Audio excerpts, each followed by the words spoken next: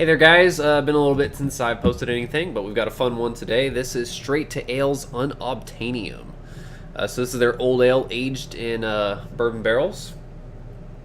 And this one comes in at 11.5%, somewhere around there. There isn't actually an untapped check-in for the recent vintage of this. I think it only goes to 2014 and 2012 for some reason. Anyway, it's got a date on the bottom, but I swear it's backwards or something. I don't know. You can't really read it. The numbers look very odd on it. So anyway,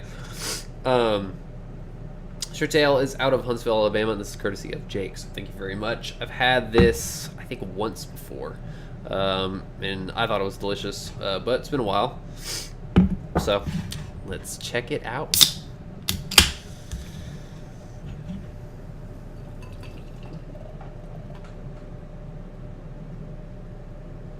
I can smell it from here. So, pours out this very deep brown color to it, almost going black, but not quite. It's got this nice kind of coffee creamer head to it. A bit beige, a little bit darker here, but looks pretty nice. Check out the aroma on this guy. Oh, wow. So, picking up definitely a really intense dark fruit-like character. It has those notes of prune and date and raisin, but also like black cherry and almost blackberry or black currant. It has this spiciness to it as well that's pretty interesting. Nice caramel. I'm picking up some bourbon, but it doesn't smell too intense to me, actually. I think it melds in pretty well with the beer. I mean, it's definitely there, but I'm getting a lot of, base old ale characteristics in this. But yeah, it has this, like, spiciness, this almost kind of fall festive spiciness to it that's very interesting.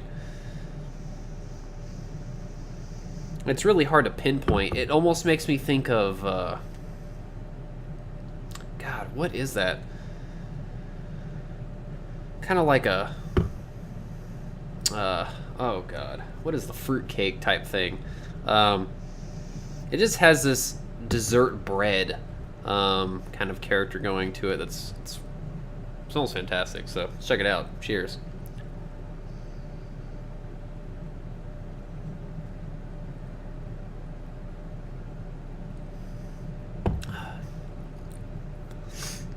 Oh, man.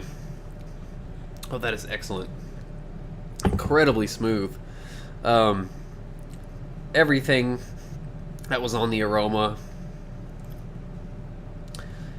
Prunes, even picking up fig here, date, raisins, a lot of those dried dark fruits, but then also kind of this like black cherry or blackberry juice.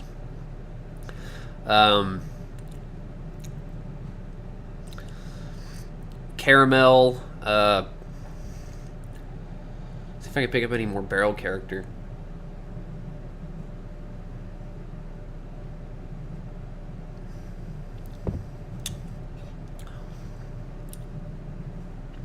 It's really mostly the caramel. I mean, there might just be the slightest hint of coconut, but it's the caramel, and there's a solid oak character on the back end. It just has that slight kind of woodiness to it. It actually has this very subtle bitterness on the end too, kind of balance out the sweetness of this beer. It's incredibly drinkable for the ABV and the style. The body is actually not too thick. It's more of a medium body, but it is somewhat sticky, so it kind of has more of this kind of full feel to it.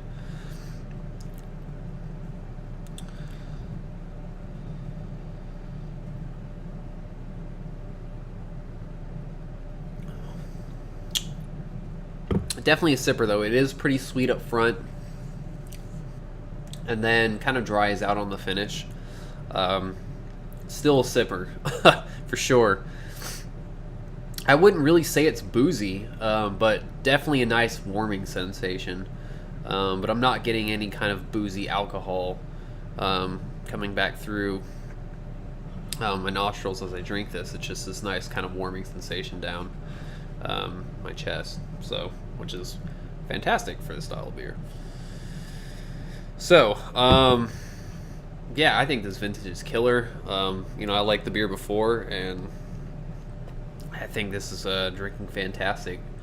I'm going to give this an easy 4.5 out of 5 for me. I don't drink a whole lot of big, boozy, sweet beers anymore, but old ales and barley wines are definitely my preferred style when it comes to that.